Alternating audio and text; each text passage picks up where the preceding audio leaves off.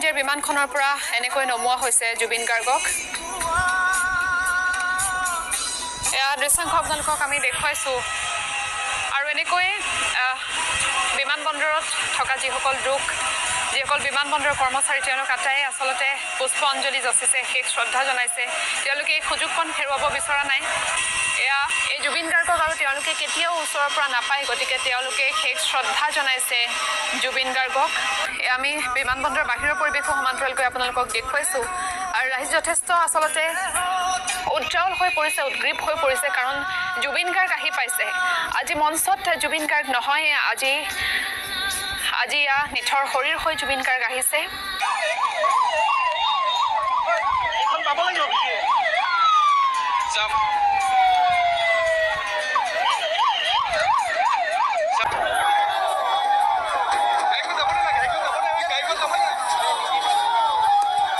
যাত্ৰা পুষ্পসজ্জিত বাহনেৰে এনেকৈ শেষ যাত্ৰাত অন্তিম শয়নত জুবিন গাৰ্গৰ ভাষাৰে ক'ব খুজিছে চকু মেলা সাৰ পোৱা জুবিন দাস তুমি চকু মেলা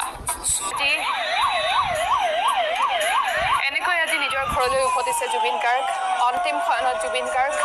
হাজাৰ হাজাৰ অনুৰাগীৰ মাজেৰে এনেকৈ এখন পুষ্পসজ্জিত বাহনেৰে লৈ যোৱা হৈছে জুবিন গাৰ্গক জুবিন দা যাতে আকৌ অসমৰ মাটিতেই জন্ম হয় অসমলৈ যাতে আকৌ জুবিন দা ঘূৰি আহে জুবিন দাই যাতে সৰগত স্থান পায় য'তেই থাকে যাতে শান্তিত থাকে যাত্ৰাত বিমানবন্দৰৰ পৰা জুবিন গাৰ্গক